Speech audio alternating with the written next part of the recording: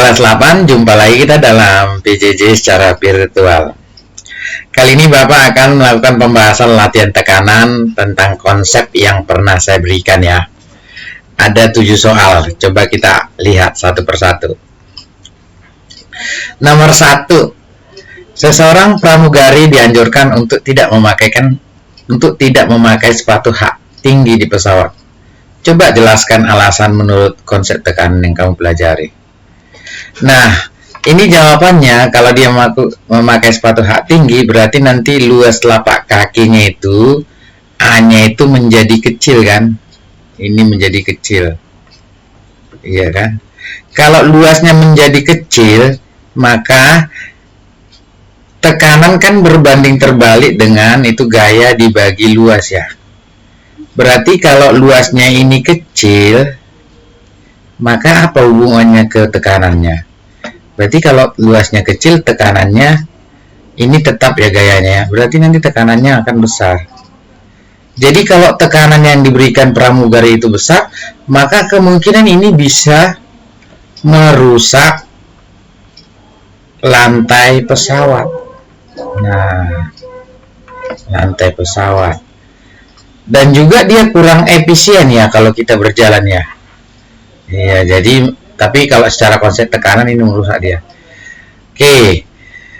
Ibaratnya pisau kan, dia itu kalau pisau itu kan dia luas permukaannya kecil kan, itu kan bisa mengiris dia kan karena tekanan besar, jadi merusak nanti dia. Jadi samping itu dia kurang etis kalau berjalan. Mungkin seperti itu yang nomor 1 ya. Nomor 2, seorang penyelam saat menyelam di kedalaman yang sangat besar dianjurkan untuk menggunakan peralatan yang lengkap dan tidak boleh berlama-lama. Coba jelaskan alasannya menurut konsep tekanan ini ya. Ini harusnya konsep tekanan ya. Konsep tekanan lupa. Nah, mungkin dia gini. Kalau seorang penyelam itu menyelam ke dalam, berarti kan tekanan hidrostatis ya. Itu apa rumusnya? Rho kali gravitasi kali kedalaman. Ini H itu kedalaman ya. Berarti kalau kedalamannya semakin besar, apa yang terjadi? Kalau nilai H-nya itu besar, semakin dalam ya. Besar, ini apa yang terjadi? Maka tekanannya akan besar. P-nya besar ya. Kalau tekanan besar, maka ketika seorang penyelam itu menyelam ke dalam laut, ini nanti akan mengganggu pergerakannya, yaitu tubuh akan merasakan tekanan yang besar ya. Tubuh merasakan tekanan air laut yang besar ya. Tekanan air laut yang besar. Nah, itu juga akan mempengaruhi tubuh ya kan, misalnya telinga juga terasa sakit. Jadi bisa aja tubuh merasakan tekanan besar, mungkin telinga akan terasa sakit dia nanti biasanya. Terasa sakit. Karena apalagi dia tidak mau memakai peralatan lengkap, maka dianjurkan dia menggunakan peralatan lengkap. Dan itu tidak boleh berlama-lama ya, karena dia memang faktor dari tekanannya itu. Jadi seperti itu dia, mungkin penjelasannya yang lebih sesuai. Nanti saya akan lihat jawaban kalian ya. Nomor 3, apakah yang kamu ketahui tentang tekanan udara? Kalau tekanan udara itu kalau tekanan jak cair adalah tekanan jak cair itu adalah tekanan yang atau gaya yang diberikan jak cair di atasnya. Ini juga sama. Tekanan udara adalah tekanan yang diberikan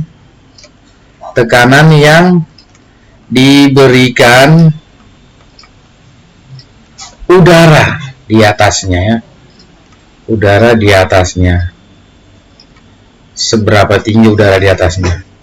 Tekanan udara ini juga sering disebut dengan tekanan atmosfer ya. Tekanan atmosfer. Nah, terus ini yang A. Faktor-faktor apa yang mempengaruhi tekanan udara? Tekanan udara itu faktor-faktor yang mempengaruhinya yang pertama suhu atau temperatur. Suhu atau temperatur ya. Nanti kalau kita belajar tekanan udara kan, kalau temperatur tinggi pasti tekanan udaranya bagaimana, nanti dipelajari saat kita belajar tekanan udara. Yang kedua itu ketinggian suatu tempat ya, dari permukaan air laut. Ketinggian tempat dari permukaan laut. Permukaan laut. Yang ketiga nanti letak suatu negara, letak suatu daerah atau negara dilihat dari lintang, dilihat lintang berapa dia, dilihat dari lintangnya kan. Garis lintang itu kayaknya garis mendatar ya, dilihat dari lintangnya. Terus yang berikutnya ini nanti persebaran daratan dan lautan. Mungkin secara umum ini ya, tapi misalnya kalau dia suhu temperatur bisa dipengaruhi oleh cuaca juga ya, kelembaban. Seperti itu nomor ini. Kita lanjutkan nomor berikutnya. Apa yang terjadi jika seorang penderita asma berada pada ketinggian tertentu? Kaitkanlah jawabanmu dengan konsep tekanan udara. Semakin tinggi, jadi semakin tinggi tempat, maka tekanan udaranya semakin bagaimana? Semakin kecil. Tekanan udara semakin kecil. Kalau semakin kecil tekanan udara, sudah pasti nanti ini akan berpengaruh terhadap kadar oksigen ya. Kadar oksigen semakin sedikit. Oksigen O2 ya, semakin kecil. Semakin kecil. Jadi ketika kadar oksigennya semakin kecil karena tekanan udara semakin kecil, maka penderita asma itu kekurangan oksigen. Penderita asma kekurangan oksigen, kekurangan udara lah atau oksigen O2 ya. Ini sangat berpengaruh nanti terhadap kesehatannya ya. Kalau dia kekurangan oksigen ini sangat fatal nanti akibatnya. Mungkin itu jawabannya ya, penjelasannya. Oke, kita lanjut nomor berikutnya. Bagaimana mengetes telur yang baik menurut konsep hukum Archimedes? Jelaskan. Mengetes telur itu menggunakan gini ya. Kalau telur itu, ini kan misalnya wadah berisi air ya. Kita tes dia telur terhadap wadah berisi air. Nah sini, ini wadahnya. Ini telurnya kita masukkan kemari, ini angkat telurnya. Ini telurnya. Jadi ketika diisi dengan zat cair dia ini, maka telurnya itu harus berada di tenggelam. Posisinya harus tenggelam ini. Ini telurnya ya. Ini telur. Posisi telur itu harus ini, telur ini posisinya tenggelam. Posisi tenggelam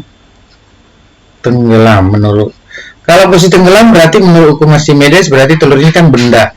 Berarti massa jenis benda lebih besar dari massa jenis air ya. Seperti itu mengetesnya. Sehingga kalau massa jenis benda lebih besar dari massa jenis air, menurut konsep Archimedes, berat benda pasti lebih besar dari gaya apung, gaya angkat. Kalau telurnya ini udah naik ke atas di permukaan atau terapung, sudah ada struktur dari telur itu yang rusak ya. Seperti itu konsep soal ini ya. Terima kasih. Kita lanjut ke soal berikutnya. Jelaskan mengapa sebuah kapal tidak tenggelam menurut konsep hukum Archimedes. Ini karena sama prinsip, kalau nggak tenggelam berarti terapung ya. Berarti ini bendanya kapal ya ini. Ini kapal. Kenapa dia tidak tenggelam? Ya ini karena ini benda ya, kapal itu kan benda ya. kapal itu dalam kurung benda. Terus di sini kan ada air ya. Ini air.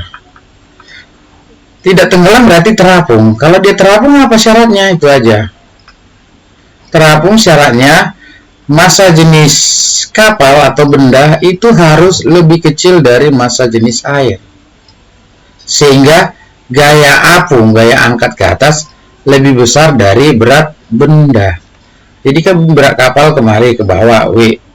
Nah, nanti gaya angkatnya itu FA. Itu lebih besar. Ini FA ya. Nah, bagaimana kapal itu membuat gaya FA-nya lebih besar daripada berat benda? Maka nanti biasanya di dasar kapal itu ada namanya ruang kosong dia ya. Jadi air laut itu, ruang kosong itu nanti meringankan berat kapal ya.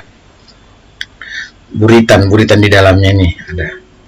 Dan dia ini hampa udara, atau bukan hampa udara, tapi dia itu tidak bisa masuk air lah dia. Jadi dia tertutup rapat, jadi itu kayak airnya. Kalau misalnya kapal ada bocor berarti masuk airnya, maka nanti berat FA-nya, berat kapal itu akan lebih besar daripada FA, maka nanti kapalnya akan mulai tenggelam ya. Tapi konsepnya ini yang sebenarnya, konsep secara hukum Archimedes ini terapung seperti nomor ini ya. Oke, lanjut. Bagaimana jika kadar garam suatu larutan sangat tinggi atau pekat? Apa pengaruhnya terhadap seorang penyelam? Misalnya kalau jelaskan, kalau laut, ini laut ya, lautan, kadar garamnya tinggi. Ini kadar garam tinggi. Kalau kadar garamnya tinggi, berarti massa jenis cairannya, massa jenis airnya ini adalah ini besar. Kalau massa jenis airnya besar, ini sangat berpengaruh terhadap penyelam. Iya, berarti kalau kita ambil ini ada penyelam mau masuk sini, ada penyelam kita anggap benda. Ini berarti massa jenis, kalau kadar garamnya tinggi, massa jenis air ini lebih besar, berarti massa jenis air lebih besar dari massa jenis benda atau penyelam. Apa yang akan terjadi? Kalau massa jenis air lebih besar dari massa jenis benda, atau massa jenis benda itu lebih kecil ya ini dari massa jenis, maka nanti penyelamnya itu tidak akan bisa menyelam. Penyelam itu tidak akan bisa menembus air. Penyelam tidak bisa menembus air. Dia akan terapung dia. Nah, jadi susah. Bukan nggak bisa, tidak bisa atau susah ya menembus air. Nah, karena kan lebih besar massa jenis benda dari lebih besar massa jenis cair dibanding benda. Ini kan masuk, ini konsep ini terapung. Ya nggak bisa lah dia masuk ya. Ini bisa kita lihat misalnya kalau di lautan yang dekat Mesir sana, Laut Mati, kadar garamnya tinggi ya. Mungkin orang susah menyelam ke dalamnya. Seperti itu ya. Oke, itu nomor yang ini kita lanjut. Udah habis ya. Jadi seperti inilah penjelasannya. Semoga ini bisa bermanfaat. Kalaupun ada jawaban yang hampir-hampir mirip, nanti akan saya benarkan ya. Yang penting sesuai dengan konsep, tidak lari dari konsep ya. Semoga ini bermanfaat. Terutama ini kan dia pertanyaan-pertanyaan konsep ya. Dan ini nanti sebagai bahan dasar untuk kalian saat ulangan nanti ya. Oke, terima kasih. Selamat pagi.